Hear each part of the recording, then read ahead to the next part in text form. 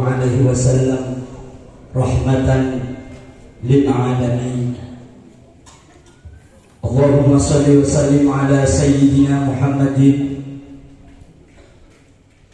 alladhi 'allamana bi ta'alimil Islam wa awsalana bi silakir rahim wa ala alihi wa ashabihi wa man tabi'ahum ila yaumiz ziham. Amma ba'd. Hadratal muhtaramin, para kiai, para alim ulama, wabil khusus rombongan dari pengasuh Pondok Pesantren Darul Ulum Pakiraman Jombang, yaitu Kiai Zainul Ibad yang kami muliakan, serta para rombongan dan ibu nyai yang menemaninya. Alhamdulillah, pada malam hari ini dengan qadar Allah Subhanahu wa taala kita dipertemukan dalam majelis silaturahim halal bihalal dengan para ulama, dengan saudara-saudara kita di Pulau Bawean, khususnya di Desa Kaputul ini. Mudah-mudahan pertemuan ini adalah akan mendatangkan manfaat yang besar bagi kita semua fid dunya wad dunya wal akhirah. Amin ya rabbal alamin. Hadirin bapak-bapak, ibu-ibu sekalian kami hormati, di Pulau Bawean ini, khususnya di Kebutuluk desa kita ini, di tahun-tahun 80-an, seingat saya, itu banyak dari generasi yang ada di masyarakat kita ini menjadi santri Darul Ulum Jombang, yaitu teman seangkatan kakak saya almarhum Ziyad Hamid yang ditemani oleh Bapak Satibi dan Kak Hakam dan lain-lain, dan terhimpun dalam organisasi, kalau tidak salah, Ikapda. Itu waktu saya masih ada di tingkatan SD. Masa-masa 80, tahun 80-an itu masa keemasan santri yang banyak mondok ke Pulau Jawa. Karena di Pulau Bawean ini di tahun-tahun itu hampir merata generasi-generasi Keputelu, khususnya Bawean umumnya ini, banyak yang dimondokkan ke Jawa. Di antaranya Darul Ulum, Nurul Jalid, Probolinggo, ada yang Bisto Bondo, pondoknya Kiai As'ad, Samsul Arifin, ada di Pondok Sidogiri, dan pondok-pondok pesantren yang menyebar di seluruh Jawa, khususnya oleh masyarakat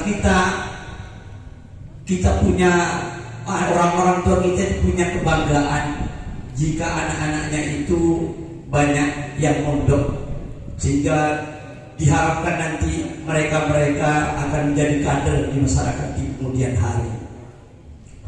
Dan Assalamualaikum warahmatullahi wabarakatuh. Waalaikumsalam warahmatullahi wabarakatuh.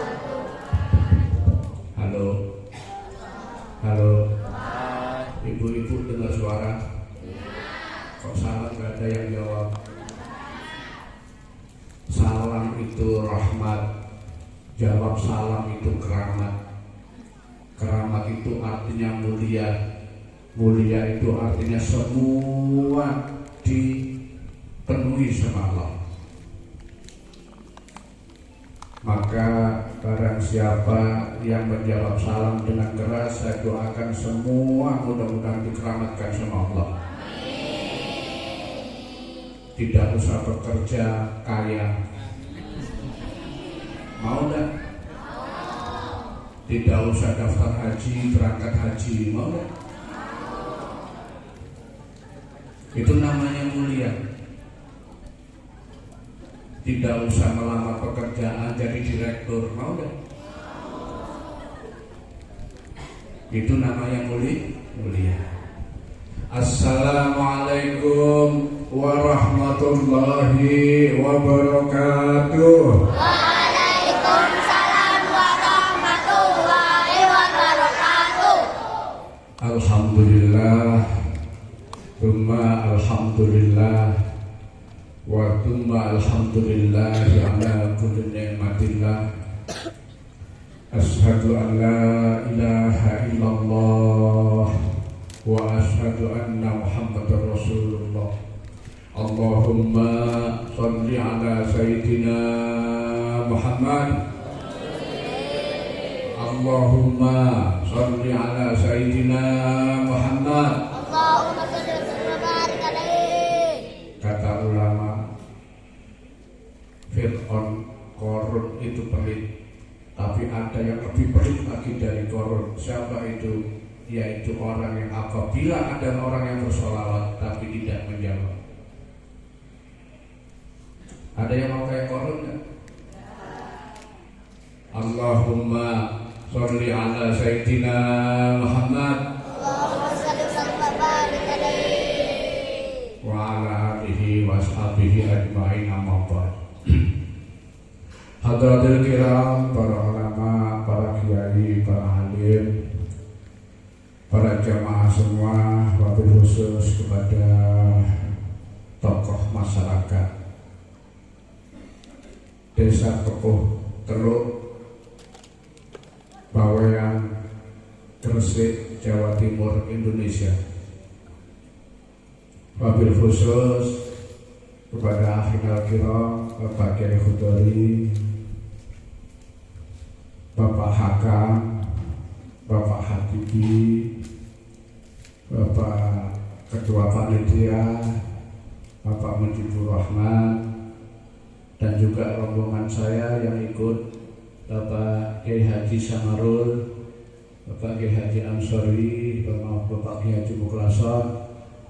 Mudah-mudahan beliau-beliau semuanya Allah limpahkan rahmat, Allah limpahkan kesehatan, Allah limpahkan keistiqomahan.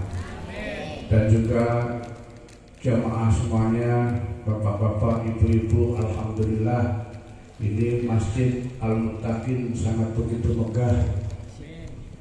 Saya merasa bangga dari jalan yang tertempat ombak dari Gresik sampai Bawean, hampir saya mabuk.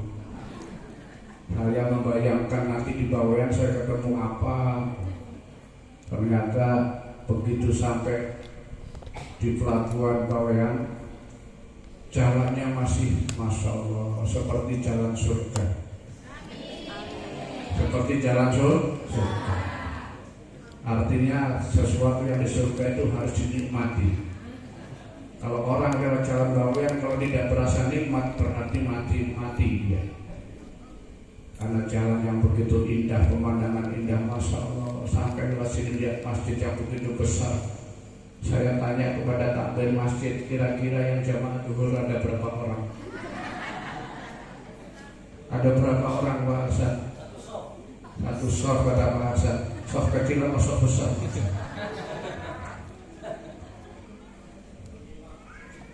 Alhamdulillah, apa yang saya sampaikan di sini tentu saya akan sedikit mengembangkan apa yang disampaikan oleh beliau Bapak Hasan. Yang beliau alhamdulillah tadi menceritakan secara detail tentang tipikal masyarakat Bawean. Yang tahun 80 banyak orang yang mondok, 80 karena krisis moneter, kemudian tidak ada yang mondok, sampai berapa dekade berikutnya yang ada hanya kemerosotan moral yang terjadi pada masyarakat Bawean. Dan kemudian walaupun banyak yang mondok, tetapi masih tertincar dengan situasi kemajuan zaman yang nyatanya yang kalau saya sampaikan apa yang dipesankan oleh beliau tadi, masyarakat Bawean harus lebih menggalakkan putra putrinya untuk mondok. Maka saya di sini jauh dari Jombang, ibarat kata orang mengatakan saya menjemput bola. supaya nanti saya pulang besok saya sudah dengar kabar bahwa calon-calon santri dari Bawean akan berangkat menyertai saya. Allahumma amin. Tentang halal bihalal, saya akan punya sedikit cerita. Mau saya ceritain, Bu? Adik-adik mau? Kenal sama Fir'aun atau tidak? Ada yang kenal sama Fir'aun? Salah satu raja yang terkenal dunia, di seluruh dunia, dari awal diciptakannya kerajaan. Ada seorang raja yang namanya Fir'aun, dan namanya tertulis di dalam Al-Quran. Insya Allah di Quran pun disampaikan ada tempat khusus buat Fir'aun, yaitu neraka jahanam.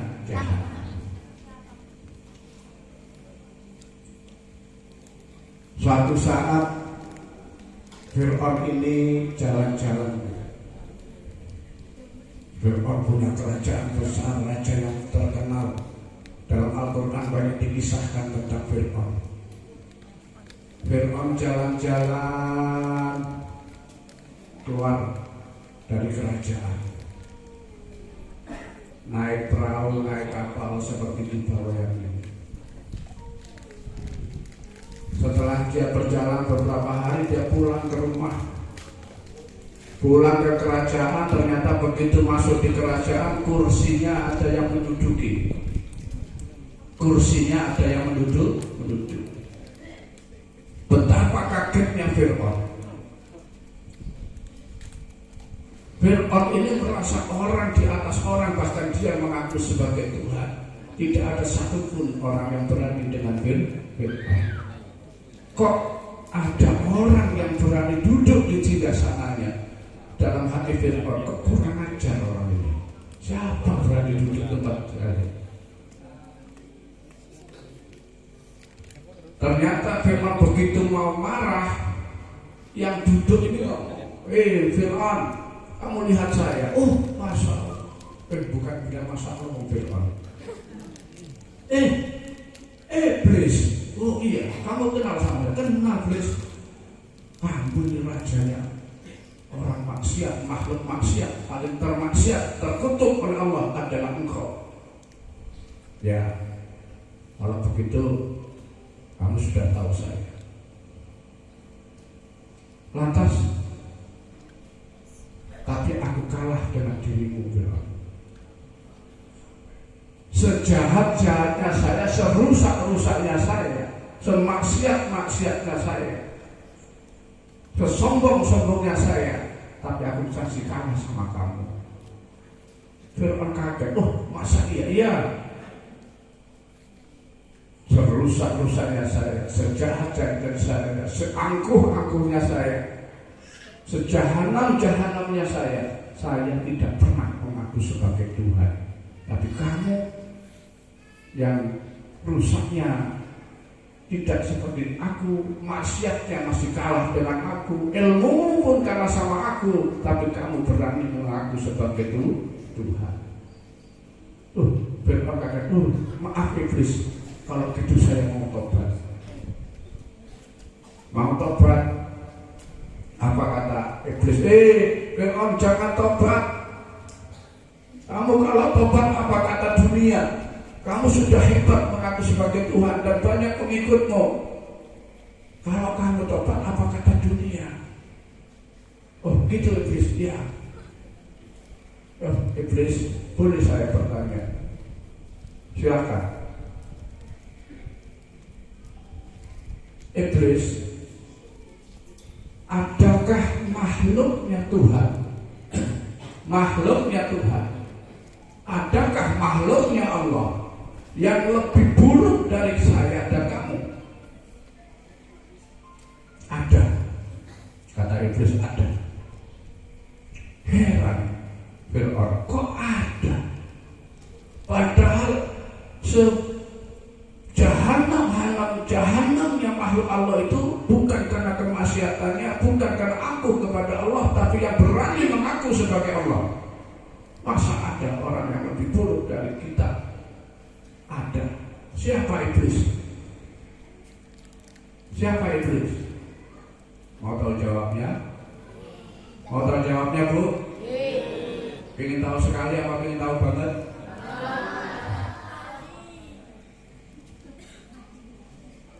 Manusia yang paling dan lebih buruk dari iblis dan Fir'aun, kata iblis, itu adalah orang yang tidak mau memaafkan orang yang minta maaf. Orang yang tidak mau memaafkan orang yang minta maaf itu lebih buruk dari iblis dan Fir'aun. Ada enggak di sini? Ada enggak di sini? Hah? Ada enggak di sini? Yang keras, ada enggak di sini?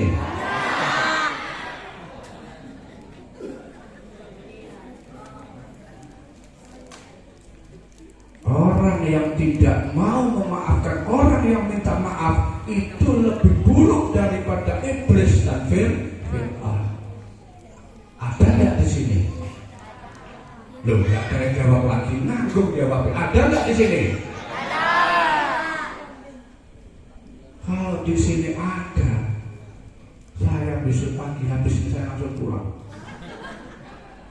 Menular. Menular. Inilah makna halal bihalal.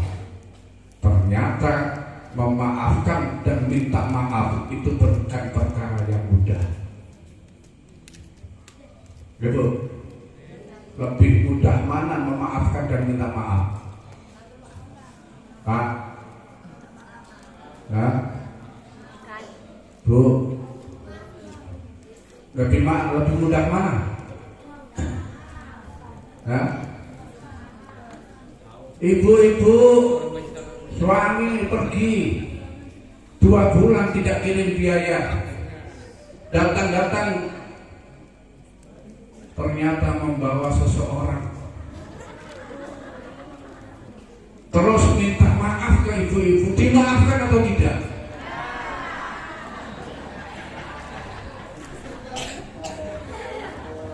Ya.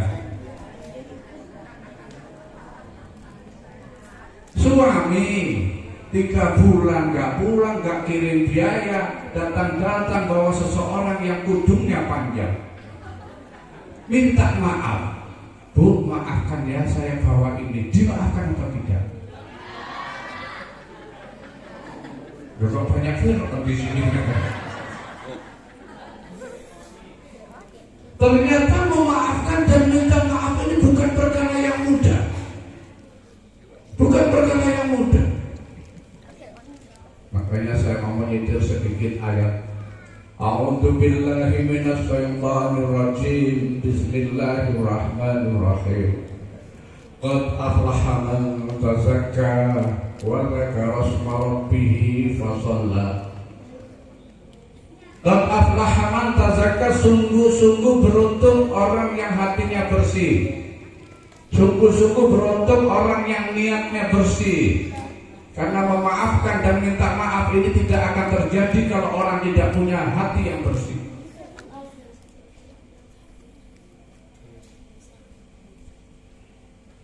Memaafkan dan minta maaf itu tidak akan pernah terjadi kalau tidak dengan hati yang bersih.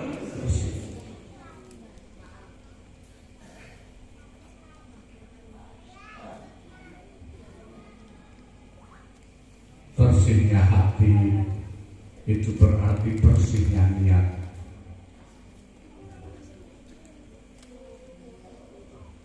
Dan niat itu harus ditimbulkan dari satu ketulusan. Yang mana arti dari ketulusan itu orang yang tidak berharap dan membutuhkan imbalan.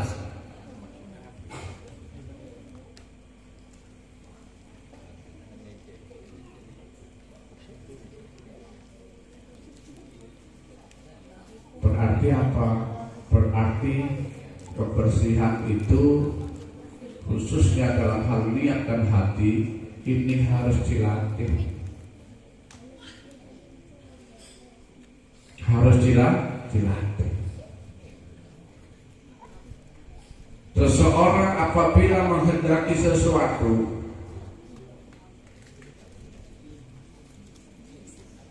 kemudian seseorang itu menetapkan satu keinginannya di dalam dirinya, ini akan mengotori dan mengurangi kebersihannya. Berarti kebersihan hati itu artinya mutlak. Disandarkan kemana? Disandarkan ke Maha yang bersih, ke Maha yang suci. Siapa? Allah. Orang yang di dalam hatinya hanya ada Allah, dan karena Allah dan untuk Allah, makanya dalam setiap ibadah kita landasannya adalah lillahi ta'ala.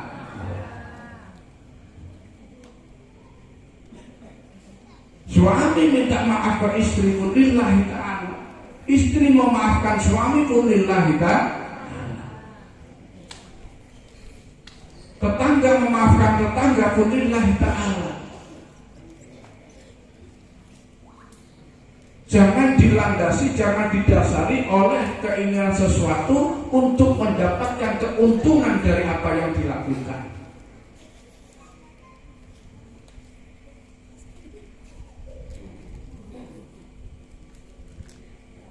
Qad aflaha man tazakka. Sungguh beruntung orang-orang yang hatinya bersih, yang membersihkan niat, yang membersihkan hati dengan tanpa satu tujuan apapun, semuanya karena Allah. Orang datang bertamu karena Allah.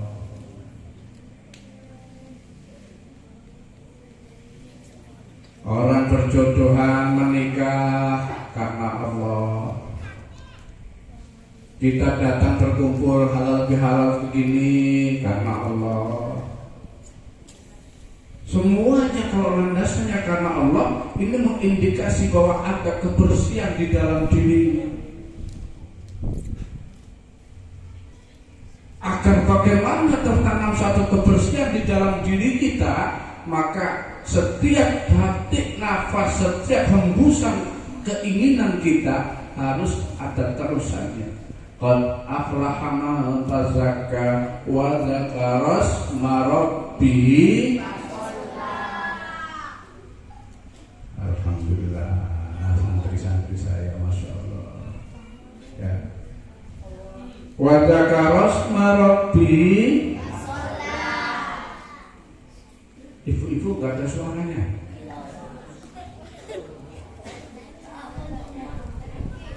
Atau sudah lupa dengan ayat ini? Sudah lupa atau gak pernah dibaca?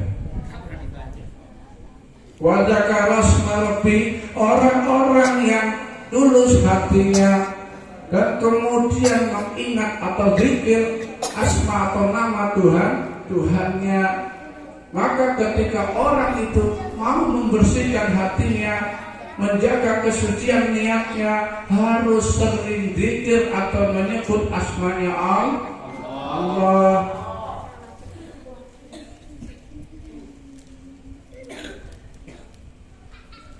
Subhanallah walhamdulillah.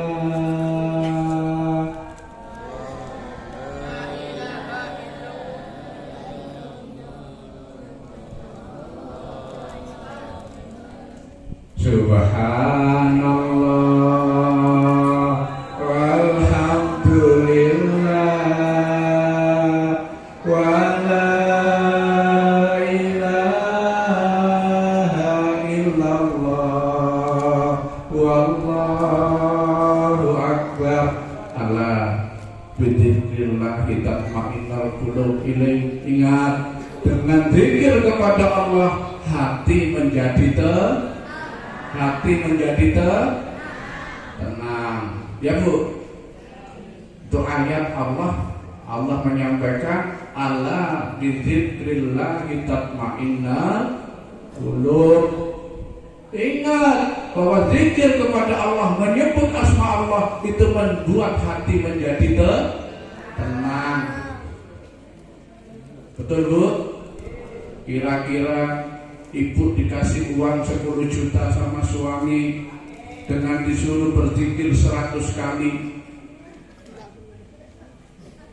pilih mana 10 juta apa berzikirnya?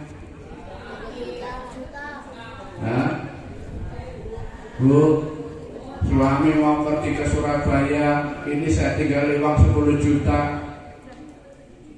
Terus, Bu, saya mau ke Surabaya, ini saya tinggali amanah. Apa mas amanahnya? Zikir 1000 kali. Lebih tenang mana? Hah? Lebih tenang mana Bu? Hah?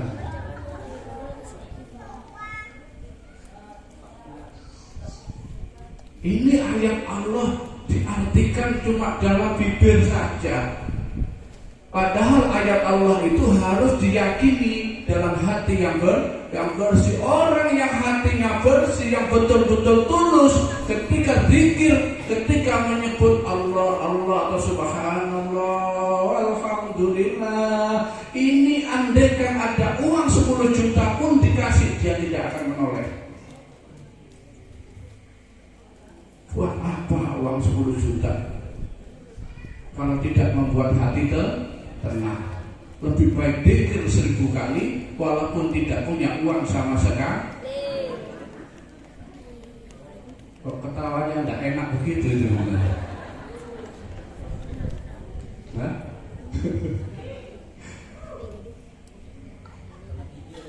Ini yang saya sampaikan ayat Al-Quran. Ibu yakin tidak dengan Al-Quran? Pak, yakin tidak? Yakin. Maka duduk dengan memutar tasbih yang jumlahnya 100 dengan asma Allah husna yang macam dibaca, ya, itu tentunya lebih menenangkan daripada menghitung uang dengan kalkulator. Itu. Ini memang harus terjadi, harus kita biasakan. Wa dzakara asma rabbi. Ini kalau orang yang hatinya bersih zikir kepada Allah ini menjadi suatu kebutuhan. Makanya para ulama, para kiai mengajak santrinya habis sholat wiridan dulu. Di kalangan orang NU pasti ada wiridannya. Minimal kalau sudah sholat, sudah wiridan, pulang dari rumah, pulang dari masjid, hatinya tenang. Hatinya tenang. Makanya kalau orang nggak pernah wiridan, hatinya kurang tenang. Makanya bapak-bapak, ya, kalau ibu di rumah minta gelang, minta kalung, tinggal jamaah, tinggal wiridan. Insya Allah ibu-ibu walaupun minta gelang buat wiridan saja, insya Allah sampai tenang. Sudah tidak ingat lagi permintaan istri. Dan insya Allah istri pun akan tenang kalau dengar suami baca zikir. Maka seorang ulama mengatakan, bacakan Fatihah buat suamimu atau buat istrimu, karena Fatihah itu bisa menenangkan hati. Fatihah itu bisa menenangkan hati. Kalau misalnya bapak ibu yang pergi atau bapak pergi kemana, ibu telepon minta dikirim uang, gak ada uang, kirim Al-Fatihah, insya Allah sudah senang. Insya Allah sudah tenang.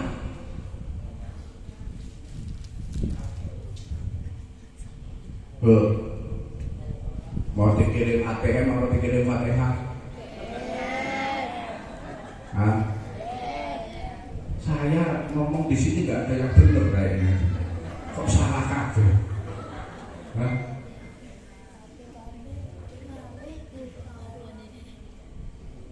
Harta 10 juta tidak membuat hati tenang dan tidak menyelamatkan hati, bahkan membingungkan, tidur nggak bisa tidur. 10 juta. Punya uang 10 juta itu tidak bisa mikir nyimpannya di mana, ditaruh di mana, bingung. Makan tidak enak makan karena bingung mikirkan nyimpan uang 10 juta. Al-Fatihah sekali membaca hati tenang,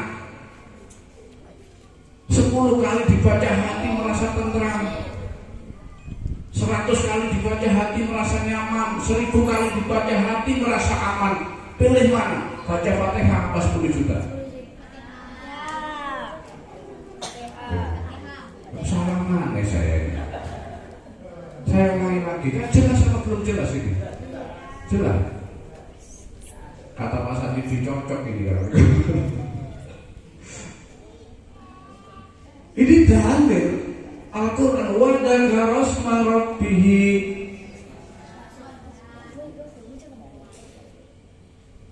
Kalau hatinya tidak tenang nggak bisa zikir. Kalau hatinya nggak bersih, niatnya nggak bersih, zikir nggak mungkin bisa. Karena ayatnya urutannya gitu. Qad aflaha man tazakka wa dzakara asma rabbih, baru kemudian sholat.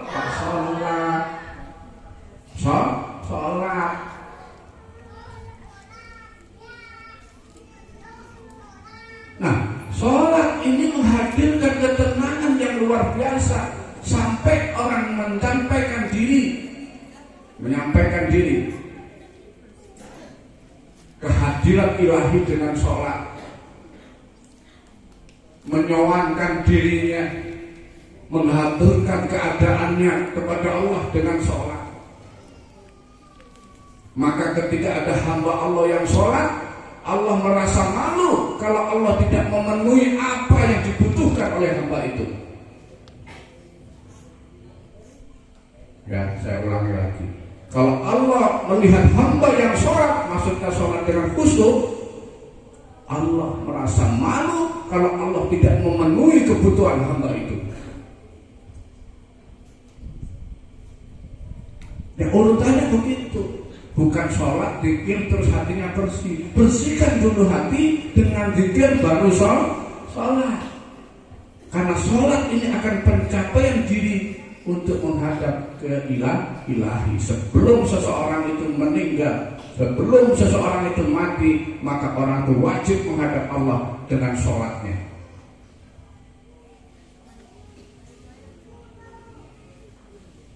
Dengan sholatnya.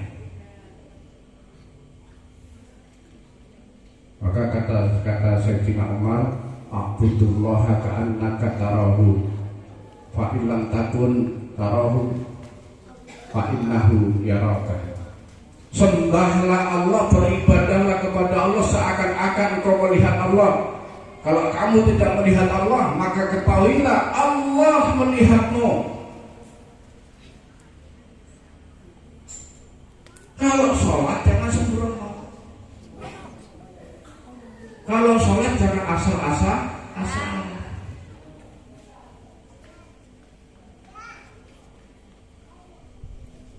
Apa bukti sholat kita sembrono? Bukti sholat kita sembrono ini adalah perbuatan kita. Apa buktinya?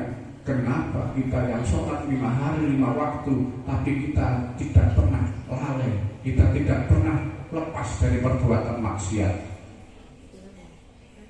Banyak orang Indonesia, mayoritas orang Islam, adzan di TV habis maghrib, adzan semua transmisi. Tapi kenapa jumlah koruptor, orang yang korupsi, orang yang berbuat maksiat